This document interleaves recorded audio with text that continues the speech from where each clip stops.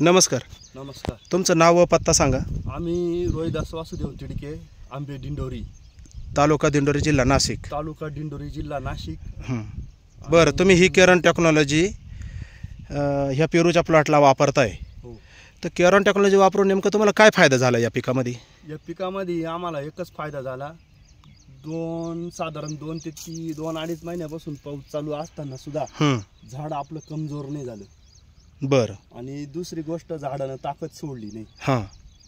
आणि फळ बी बऱ्यापैकी आपण छाटणीपासून वापरलेलं आहे. हां. बॉश, रॅपिडॉन आणि स्टिकॉन आपलं. हां. तर आपली फळाची साईजची सुधारणा सुद्धा खूप छान झाली. बरं, मग आता आज दिनांक 11 जुलै 2025 आणि निम्म्या प्लॉटला फॉर्म लावून झालं. सगळं क्षेत्र किती आहे? सगळं क्षेत्र जवळजवळ हे 8-9 बिघे क्षेत्र आहे पेरूचं. 9 बिघे म्हटल्यावर 4.5 एकर. 4.5 एकर पेरू आहे आणि इकडे 1 एकर डाळिंब आहे तुमचं. बरं, आता आज रोजी तुम्ही म्हणजे 11 जुलैला आज तुम्ही बॉस आणि रॅपिडॉन मागवलेलं आहे एक बॉक्स.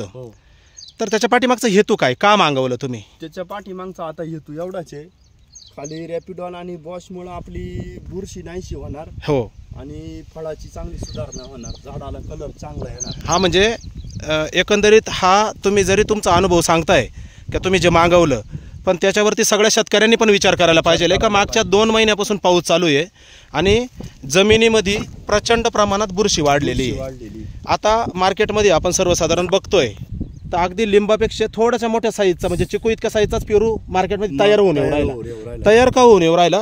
तर जमिनीत बुरशांचं प्रमाण वाढलं, पर्यायीवरती अन्नद्रव्य पोचून नाही राहिलं, असंच म्हणू ना आपण. मग तुम्ही त्या अनुषंगानेच आज बॉस आणि रॅपिडॉन आम्ही सोडणार आहे. हां. बरं, मग आता जवळपास तुम्ही ह्या सर्वच्या सर्व प्लॉटला मागच्या छाटणीपासून म्हणजे जवळपास वापरून तुम्हाला याला 8 महिने होत आले. 8 महिने होत आले, बरोबर ना? म्हणजे पावसाच्या अगोदरही वापरलं, पावसानंतरही वापरलं. संपूर्ण टेक्नॉलॉजी पूर्ण मित्रांनो तुम्ही बघू शकता. अच्छा, जे फॉर्म लागलेत म्हणजे कळी लागली थोडक्यात त्याला, जे तर त्या जी संख्या लागली बॉप आणि रॅपिडॉन वापरून, तर तुम्ही समाधानी आहे त्याने? म्हणजे तुम्हाला जेवढं पीक अपेक्षित होतं तेवढ्या कळ्या लागल्या? बरं, ज्या बाजूला आता एवढा 2 महिन्यापासून पाऊस चालू आहे, तुम्ही फक्त बॉप आणि रॅपिडॉन फवारलेलं आहे, तर इकडे फॉर्म लावलेला आहे, पण त्या बाजूला ज्या बाजूला ओपन आहे त्या बाजूला काही काहीच अडचण नाही. अडचण अजिबात आलेली नाही. झाडाला कुठलं झाड ढिल्लं पडलं नाही. दुसरी गोष्ट, पिवळं पडलं नाही, काहीच नाही ना? काहीच नाही. म्हणजे सगळ्या प्लॉटला एकदम ग्रीन टोन व्यवस्थित आहे. बरं, एकंदरीत तुम्ही ही केरन टेक्नॉलॉजी वापरून समाधानी? समाधानी. ओके, धन्यवाद.